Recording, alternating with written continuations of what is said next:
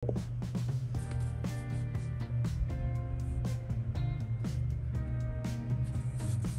guys, welcome back. So I'm unboxing the Book 1 Blue Blood.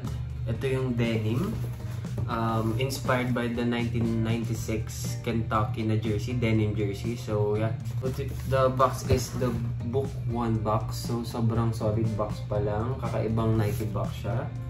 Swoosh dito, big Nike logo here. And then ito parang yung book, dito yung spine ng book pag binanyan mo. And then ito pirma ni Booker. And then pag open mo, or paper, white paper lang. And then this is the shoe. So ito, isa to sa mga nagustuhan kong colorway ng D-Book, kahit sobrang daming magagandang colorway. So this is the shoe itself, left pair to.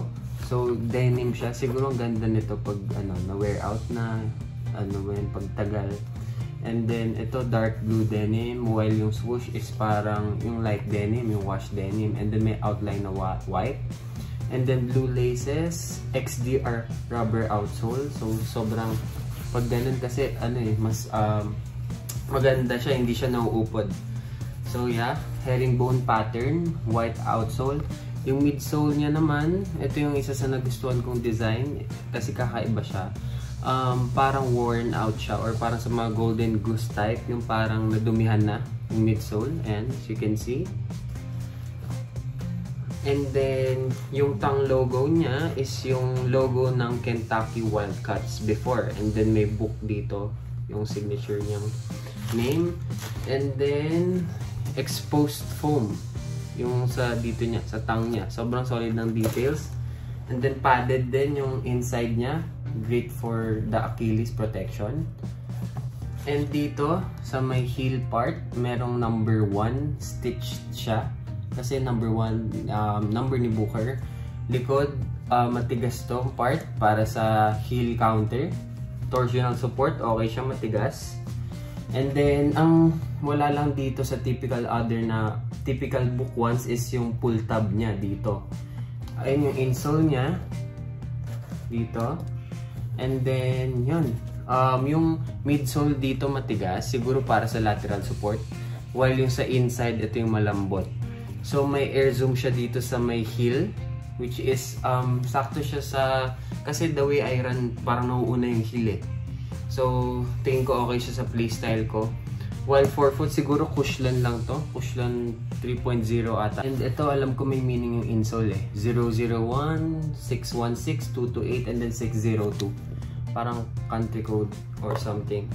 And then ito, may meaning din to sa buhay ni D-Book. And then ito yung right pair. So same lang siya basically. Ang nag-iba lang yung insole, swoosh logo. Sobrang solid ng tongue niya. Nauso to sa mga sa mga off-white na Nike collab. And then ito talaga, maganda, sobrang forma niya. So yeah, this is the Book 1. Sobrang solid na pair nito. Smell check, perfect. So ito again, isa to sa mga favorite kong colorway. Yung mga other pa na nagustuhan ko is yung Forrest Gump, yung Sedona, ito, and then yung Haven. So yeah, basta Book 1 is one of the best shoes out there. So di pa nilalabas ng Book 2, pero yan. Again, this is the Nike Book 1 Blue Blood, or yeah, Blue Denim. Yan. Napanood kong reviews, low to the ground to, so okay yung court feel niya. And then again, yun nga, yung mostly yung air zoom is talagang nasa heel siya. So yeah, that's all. Thank you for watching. And meron pa tayong mga B-rolls dito sa shoes na to. You can see sa other part ng videos. Yun lang guys.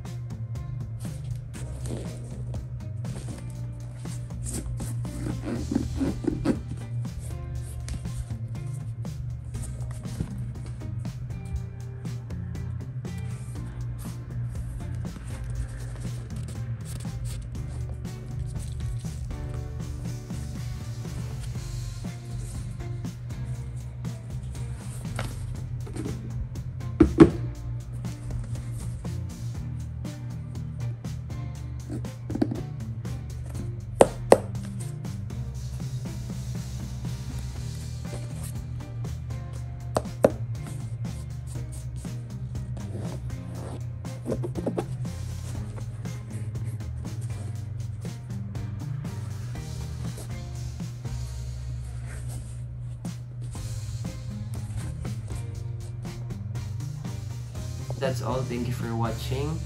And meron pa tayong mga b-rolls dito sa shoes na to. You can see sa other part ng videos. Yun lang guys.